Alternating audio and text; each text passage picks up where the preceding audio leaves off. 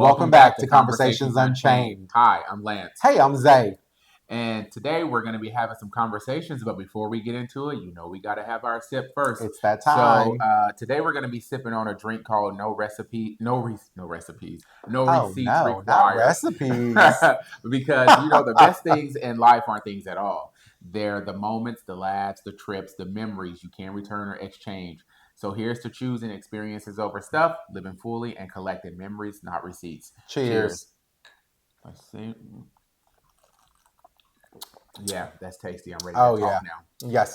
But if you want to drink with us, please check out our Conversations Unchained Mixed Edition and make the drink and drink along with us as we talk. Absolutely.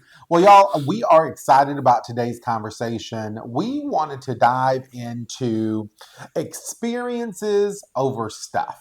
So the material items that we purchase versus the experience and the memories that we make. Mm-hmm. So I think that's a huge one. If we were looking at it from a statistics perspective, and 70% of the United States adults prefer spending on experiences over possessions. So I think that's big. I mean, don't you think that's a big one, Lance? Especially for materialistic people like yourself. And that is a big thing, but I think experiences are better. Well, I'm just a little greedy. I would just want both. So, yeah, y'all. So people are saying people are saving for travel instead of buying more things. I agree. Nearly 3 out of 4 people choose memories over stuff. Yeah. And this shift is driving travel, RV life, and the freedom-based living. So you'll see, I see this all the time. I see people that are giving up their apartments and giving up their homes and living in their cars. It is a big thing. Yes. I mean, it's huge. So I think today's conversation is going to be fun. Yeah. So, and normally I would say, as you said, with the trading material things for experiences, I think that's something you typically realize later in life, as you get older, as Zay is. Like, once you get older, you want to. You're like, hey, I don't need the material things, because as you go through life, you buy them. You're getting rid of them. Let's put that on mute. Oh, sorry. But you're getting rid of them or having to sell them. But with the experiences, you can kind of sit back, you have a picture, you kind of think back to the moment, have a little bit of deja vu, and just reminisce a bit. But a lot of, I think, younger folks are starting to do that. They're trading the stuff for travel, right? So I think there was a study that showed that nearly 50% of the millennials would sell their clothes and furniture or to travel or do more.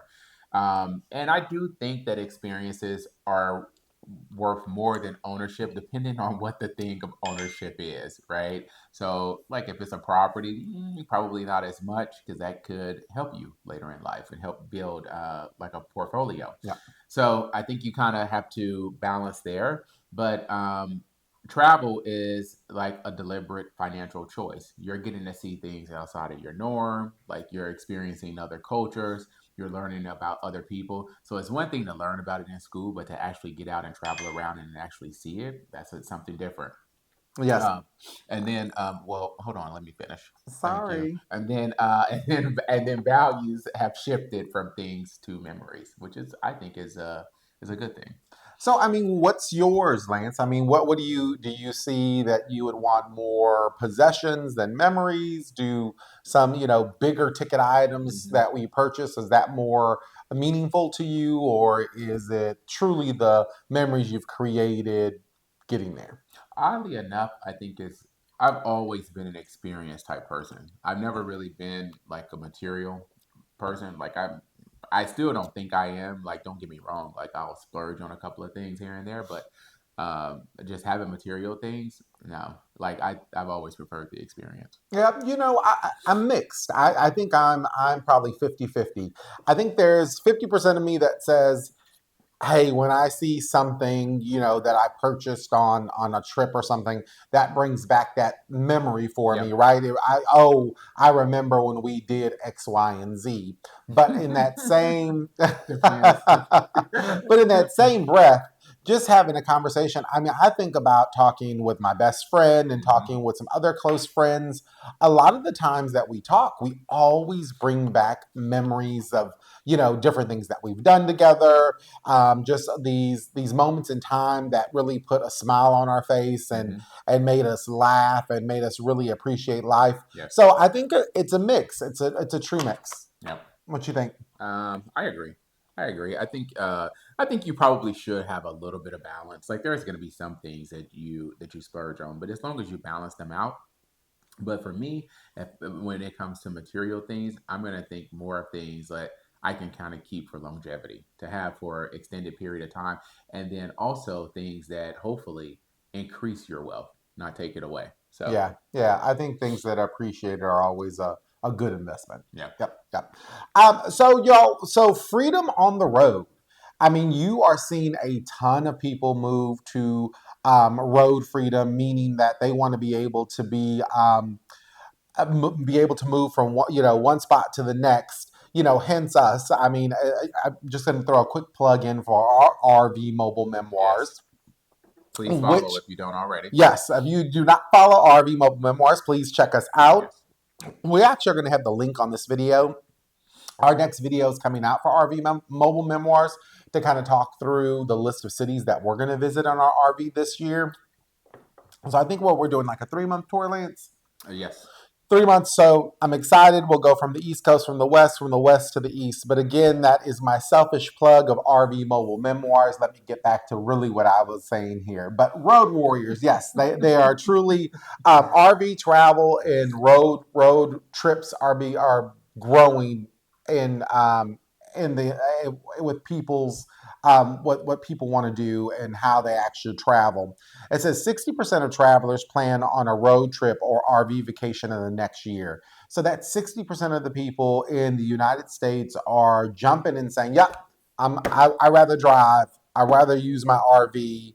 I definitely encourage anyone that doesn't, you really have never done RVing before. I would say you definitely, hands down, have to try it at least one time. I love it personally. I can't drive worth a dang, but why do I need to drive when I have Lance, right? N- I mean, Well, not necessarily, but he just doesn't drive because I don't trust his driving.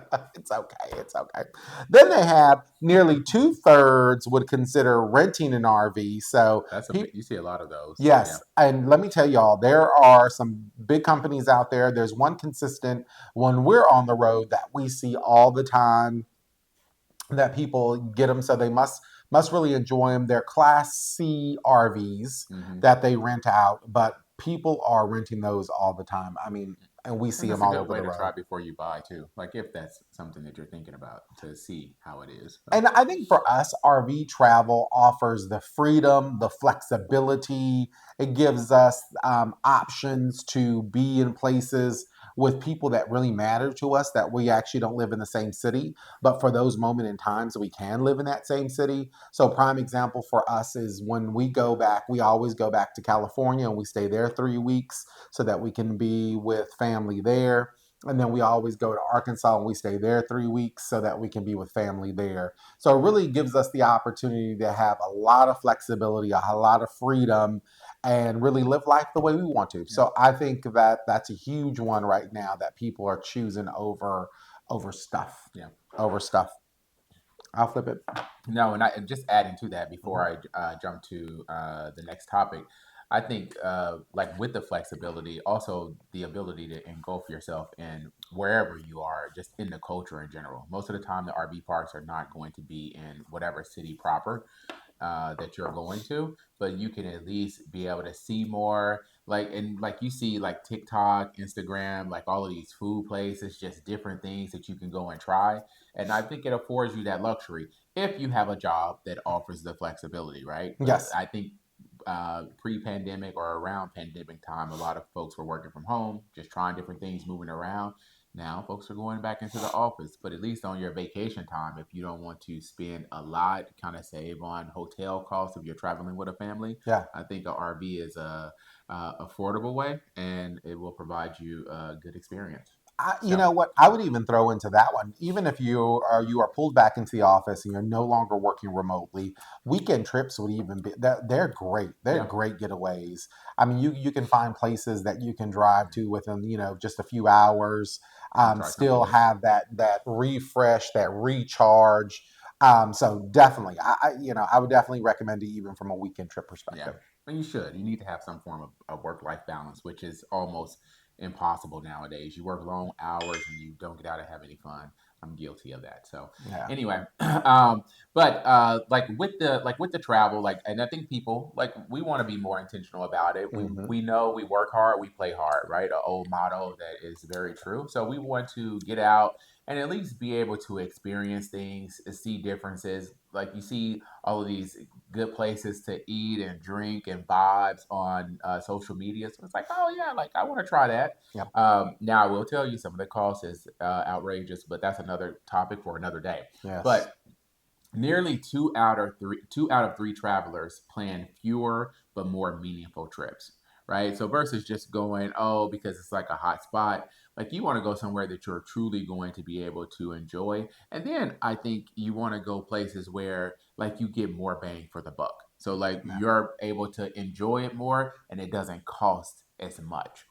I think. But I think, and then just the depth of it, having the memories and the experiences, I think that's replacing frequency. Like, oh yeah, like I've been here, like oh I go here every week, but yeah, like you went, but how much did you really see, and how much did you really enjoy in the time? Yeah, I think that really connects back to our last video of whether you're a luxury traveler or a budget traveler. Again, it really ties into depending, it doesn't make a difference which one you are, you still are traveling to make those Yep. memories and to make sure that you still have those special moments in time that you can remember, whether you were alone during that travel Yes. event or you're traveling with your significant other, or you're traveling with a group of friends. Yep. So yeah. Yep. So, and then, I think just in general, people just want more quality experiences, like Yes. something to get you outside of your norm, something that you're having a good time, like less drama, and like, boom, I really enjoy that at the end of the day. Right. So, like, yeah, you may go buy something, you may look good in it for like 30 minutes, and then you take it off. It's like, ah. Yeah, no, no, no. I agree. I think the key word you said there, Lance, was the quality, right? Yes. And quality time truly does matter, y'all. We Yes. have had the great the great I'm trying to think of a good word that I'm looking for, but we have been extremely lucky to be able to, on these RV trips, be able to meet some great people Yes. that we never would have met before, right? So we're able to make connections Yes. and see new people, and we anticipate that next trip out there so that we can see them and hang out and just continue to build memories. So I think connection through travel is big. Mm-hmm. I think that's one of the really big ones right now. Again, tying back to people are choosing that true connection versus having something material and having something to hold, right? Yes, you went and bought that new diamond ring, but did it really fulfill you the way that you were looking to be Yeah. fulfilled, within that, or is it going and to a give you the very memories? and a very diverse age group. Like Yes. normally, like the age group of individuals that you see, like they range from early 20s up into like 60s and 70s. But you're seeing a lot more folks in their 20s and 30s and Yeah. 40s doing it, which is not normal. Shit, normally we're working uh until we're like 60 and 70. By the time we we get to retirement age, we're too old to really travel and experience life in that fashion. So the flexibility to see it now is definitely a big benefit. And if you can, definitely do it. Yeah. If you can. Right now, they say 65% of American families are prioritizing family travel so that they can maintain the closeness of each other. They Hmm. can have that time to connect and rebuild and have these memories. I think, growing up as a kid, I always think about the times that, my grandmother and my grandfather, we got together. We went, when we went on vacation as a child, that we went on vacation. They took me on vacation every single year. For me, I would say for that age and for that time frame, it Hmm. was a huge deal of the places we Yeah, went. Right yeah. now, it's probably not as a big of a deal, but still, I will Man, still have those see. memories. Shut up. I will still have those memories that mean everything to me, and things that I think about a lot. Yeah, That really shaped kind of where I am and who I am at this time. So that's a huge one. yeah. I think travel also strengthens relationships, Hmm. especially when it's on the road travel like Lance and And I in the do. RV, because Yes. you're, I Y'all, mean, can you they're sizable, imagine? but they're Could not you sizable. could you imagine Lance and I living together? On this RV. That's what is the RV, Lance? Like What? 300, 400 square feet. How big is the Oh, RV? it's not very. I mean, it's not like you're gonna have apartment. Well, it can be, but it's small. Yes, it's only a It's few hundred but square feet. yes, but so think about it. For 3 months, Lance and I live in close quarters. But I think the plus for us is we spend 24 hours a day, 7 days a week with each other already. So I mean that really doesn't make a Hence me not difference. having any hair. But yeah, that's really blame that on genetics, not me. No, no, I can blame it on you because he's the problem. You might be able to blame your gray on me, but not having none really is Oh not my yeah, fault. yeah. Do your research. So, the last piece I'll say about that is that time together really is something I value very much.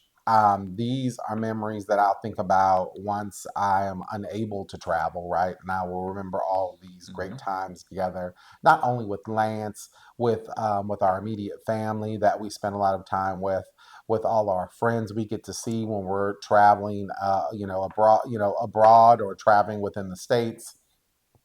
These are things and moments and times that really make a difference. Yeah, and the bigger thing is, I agree with you about the family because depending on where you come from, like not a lot of the places, like smaller cities in some states, are not hustle and bustle cities. So like there are not a lot of opportunities. Like you have to travel around for work, but you still want to have that element. Like if you have nieces or nephews, or if you have kids, in order for them to be able to enjoy their cousins. So I think that that does provide a bit more flexibility for Hmm. you to have a little more time with your family and be able to spend time and kind of hang out and just create new memories with them as well. So, Yep, absolutely. all right. But like, and I think now, like, and moving into like, it just kind of drives that people want more of a purpose for a trip. Like, not just, oh, me Oh going, no, just, not the purpose-driven life. did you read it?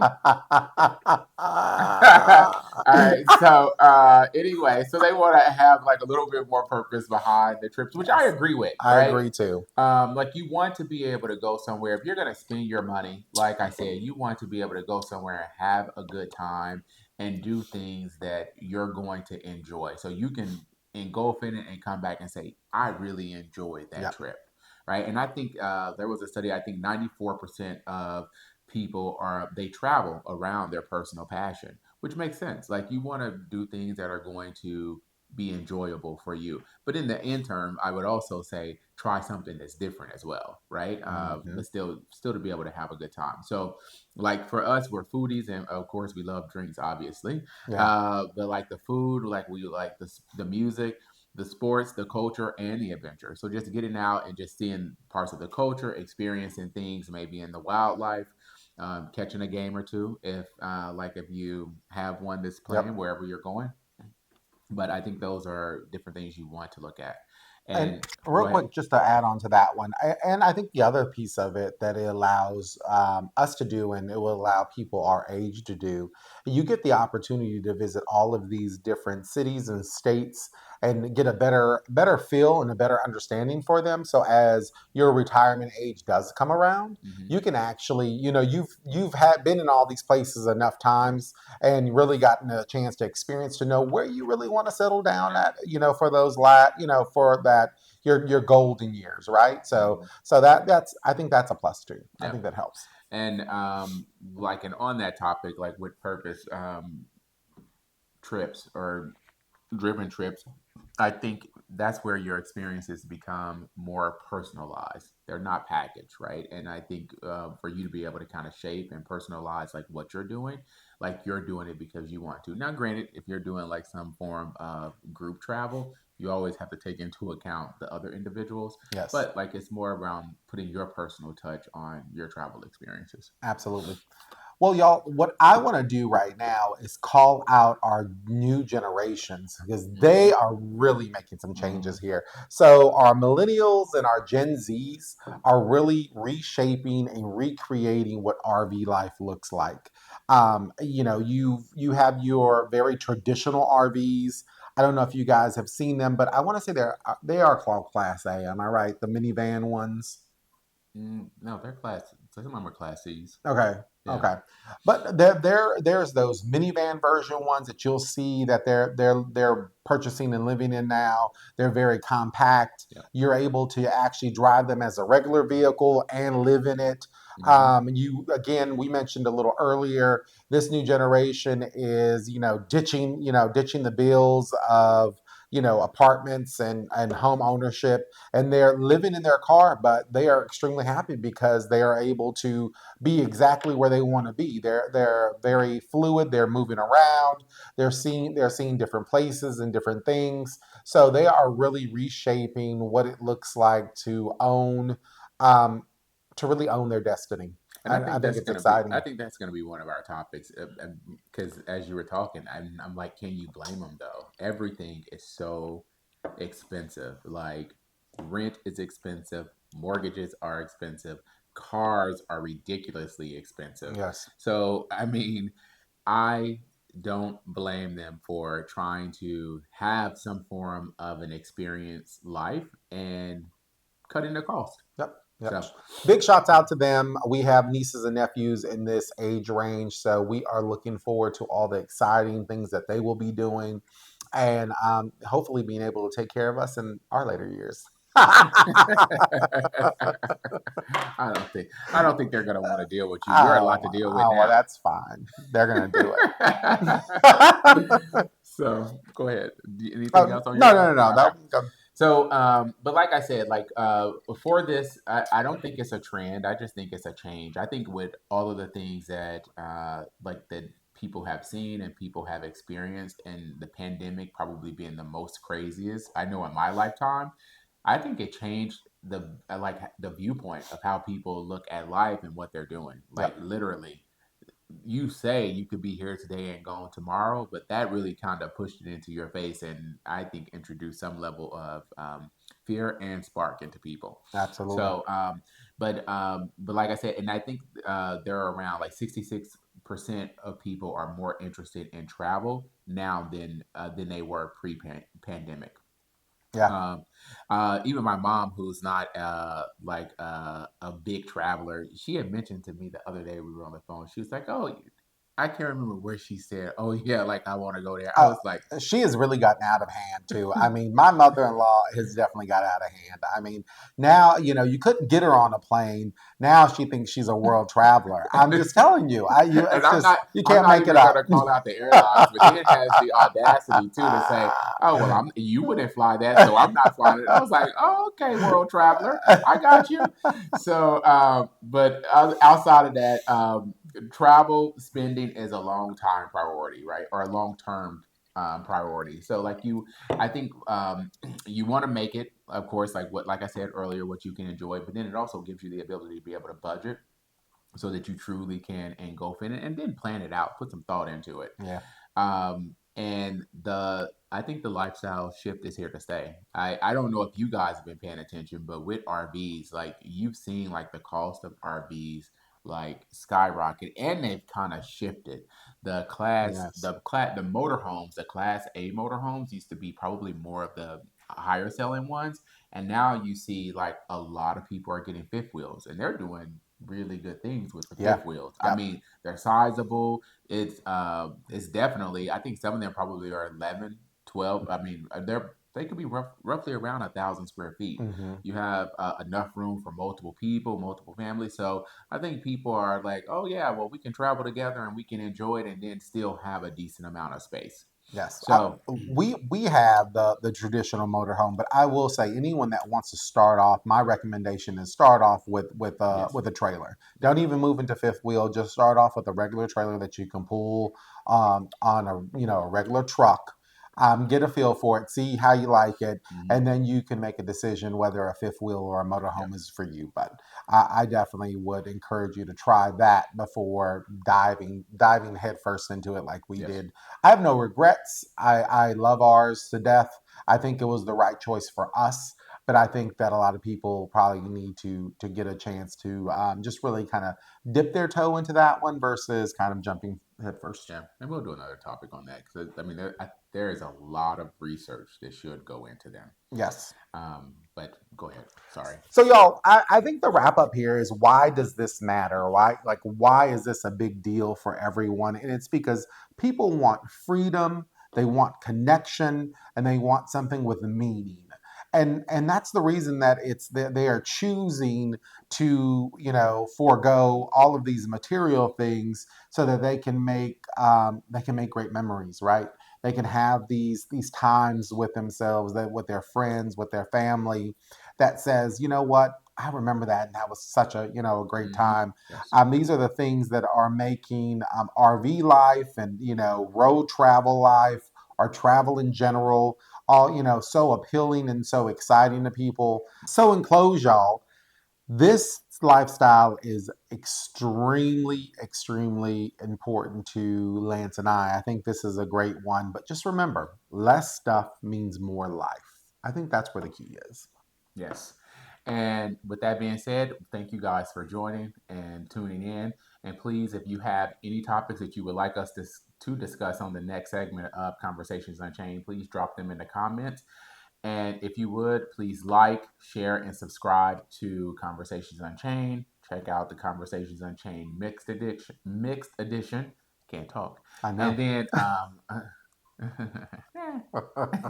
and then also check us out on RB Mobile Memoirs. And until the next time, and we unlock another conversation, cheers, and Cheers. we'll talk soon.